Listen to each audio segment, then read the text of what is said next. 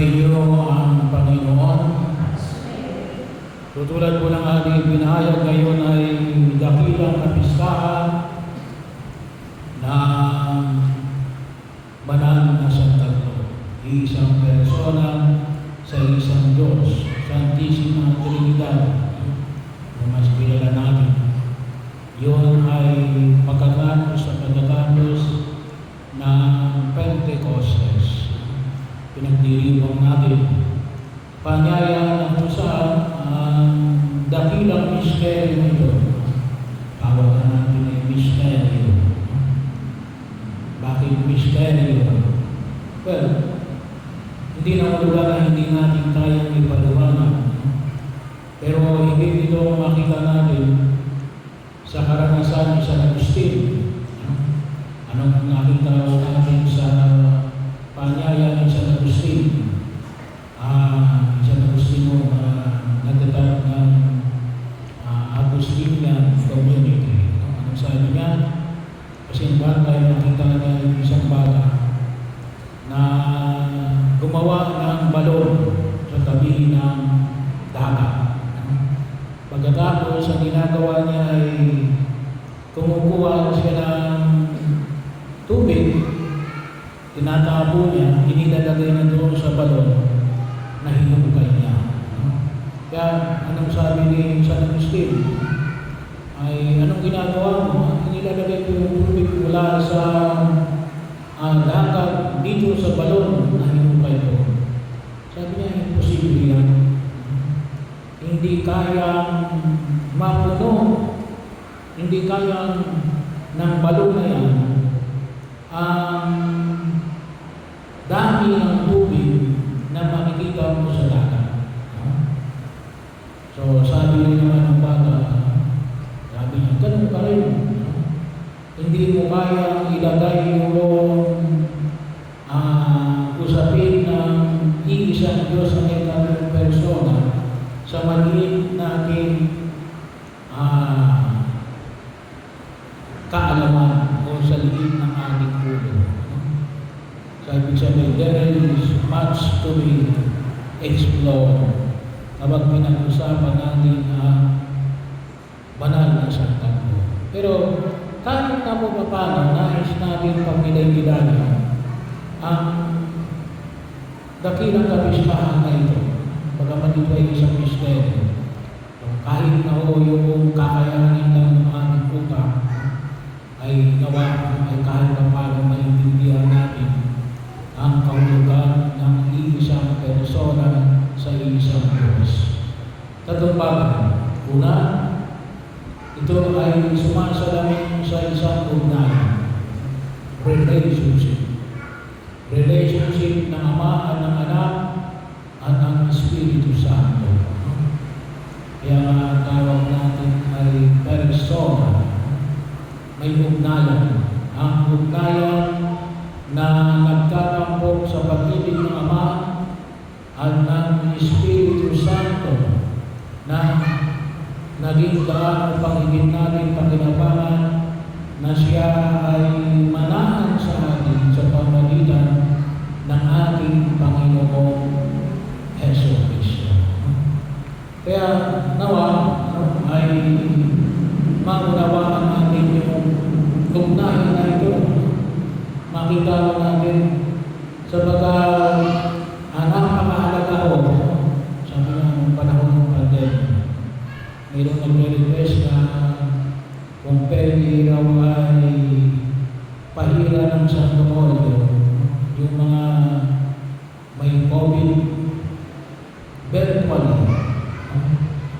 pamagitan ng cellphone, messenger, or anumang uri ng application na pwede.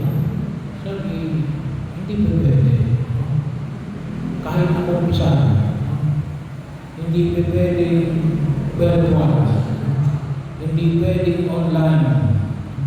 Bagaman malakas ngayon yung mga services online, yung ating pananampalataya ay personal. Bahagi ho. Kaya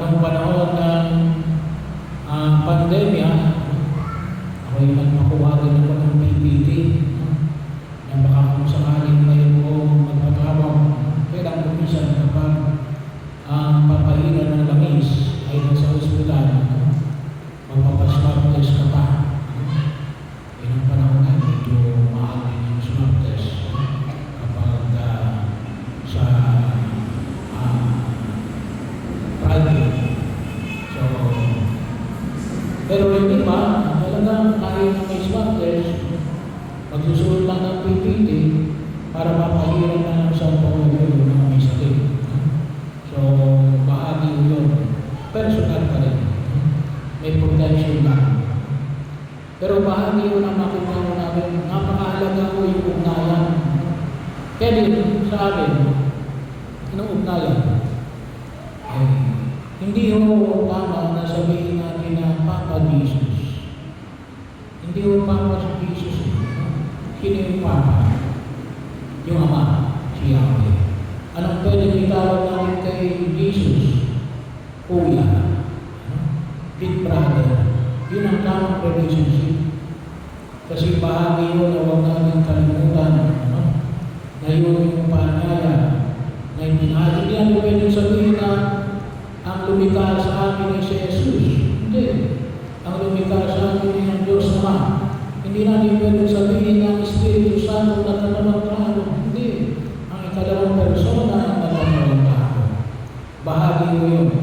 Kaya, kapag pinag-usapan namin ang Espiritu sa Santisima Trinidad o Banal na Santo, pinag-uusapan natin ang isang ugnayan. Ang ugnayan ng tatlong persona na iisang Diyos, Ama, Anak at Espiritu Santo. Ang Ama bilang tagapagligtas, ang Anak si Jesus na tagapagligtas mula sa ating mga kasalanan na sa pamagitan ng kanyang paghirap, pagkamatay, at pagkabuhay, ang Espiritu Santo na kung tawagin natin yung tagapulong, kaibigan, tagapagbalikan natin sa pagkilos natin sa daigdig na ito.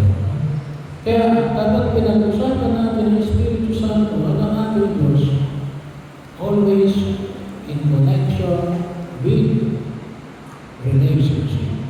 May ugnayan. Kaya sinasabi ng ibig, anong ugnayan mo kay Jesus? Anong ugnayan mo sa Ama? At anong ugnayan mo sa Espiritu Santo?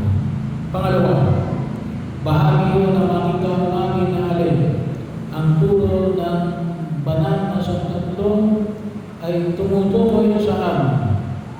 Sa pagkakaisa. Hindi yung Diyos ng pagkakaisa. Naalin sa gitna ng aming pagkakaisa. Hindi mo ito pagkakaisa ng pagkapareho. Hindi pa pwede, halimbawa sa atin dito, hindi pa pwede sabihin na lahat maging choir. Paano maging choir? Kapag sinunado ang boses mo, hindi ka na pwede kasama.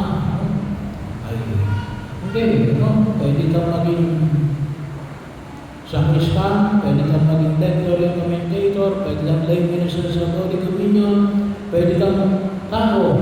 Kailan dapat sasagot kayo? Kasi may ugnayan eh. Hindi lang bystander o nanonood. Bahagi ho. Tayo lahat ay nakikibahagi sa ating pagdiriwang na misa ng pagkakaisa na alin tumaantong sa pangatlo. Yung pagkaunawa nito para tayo ay sumamba. Hindi lamang para magkaroon ng sapat na kaalaman tungkol sa isang Diyos na may tatlong person. Dapat ito ay magtutulak sa atin ng pagsamba. Kaya pwedeng sumamba. Bagaman may iba't ibang kayong binatampanan sa daigdig na ito. Iba't ibang pamamaraan, iba't ibang sangkap, iba't ibang pagkilos. Pero ano yung nais natin ipakita? Kahit lahat ay narito ngayong araw na ito at sa oras na ito upang higit na papurihan ang ating Diyos na nag-angkop sa atin, higit sa lahat, ng pagkakaisa na mumuhay sa ugnayan ng pag-iibigan. No? Kaya ano yung hamon na pinapaanyaya sa atin? No? Sa pagkaunawa namin ng banal na santo, iwasan natin ang pagkawatak-watak. No? Iwasan natin ang pagkahiwa-hiwalay. Ang ating mensahe ay alin? Ay hanapin natin yung pwede natin pagkaisahan. Hindi yung pag-isahan natin yung ibang tao. Ngunit kung tayong lahat ay magkakaisa, hindi nagkakaisahan, hindi para makaisa, ngunit magkaisa ang pangalan, lumago sa anong pamamaraan, sa pag-ibig. Kaya iwasan natin yung division ay hindi po yan tanda ng ating simbahan at ng ating Diyos. Iwasan natin yung palaging naghahanap ng kaaway o palaging naghahanap ng mali, kundi kaya ay palaging kumakalaban, divisiveness. Iwasan natin yung hindi po yung tanda ng ating Diyos. Ang ating tanda ng ating Diyos ay pagkakaisa. Kaya natin kumisan may mga tao na maliit na bagay, pinalalaki. Ay, hindi. Bahagi yun ay kumisan, nasisira yung buong misyon. Kasi yung maliit na bagay, yun ang pinalalaki. Kaya nawawala tayo sa isang pagkilos natin na dapat natin makita yung pagkakataon na nais na maipahayag sa atin ng ating Panginoong Jesucristo. Kaya sabi nga natin, kung maaari, iwasan natin ang mga bagay na magdudulot sa atin ng pagkahiwa-hiwalay. Father, magkaiba kami ng kaisipan. Okay. To explain yourself, okay yun, para magkaunawaan kayo. Pero dapat, at the end of the day, kinakailangan, ano yung pwede ninyong pagkaisahan? Magkaiba kayo ng pinagmulan, pero nawa, iisa ang inyong patutunguhan. At alam niyo, kung minsan yung nag-a-argue, isa rin naman yung ibig sabihin. Magkakaiba lang ang pamamaraan ng pagkapaliwanag. Kaya yun naman ang makita natin na tayo, lalo-lalo na sa bawat pamilya, hindi sapagkat hindi natin ini-encourage ang pagipagtalastasan, hindi natin din-discourage ang pagipagtalastasan, pero sana makita natin saan yung dapat nating pagkaisahan. At hindi sa lahat pag-isahan saan na ang tanda ng pag-ibig ng Diyos. Never violence. Hindi sa pamagitan ng dahas. Bahagi yun na huwag natin kalimutan. Sapagkat yung pag-ibig na namamayani sa Ama, sa Diyos Ama, ang Espiritu Santo na nagbunga ng Panginoong Jesucristo, ang siya nawang makita natin sa pagkilos natin sa daigdig na ito. Ano yung taong nagmamahal?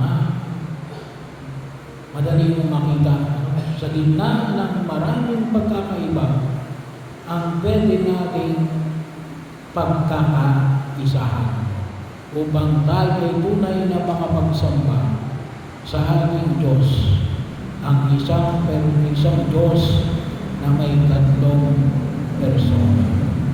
Sa ngalan ng Ama at ng Anak at ng Espiritu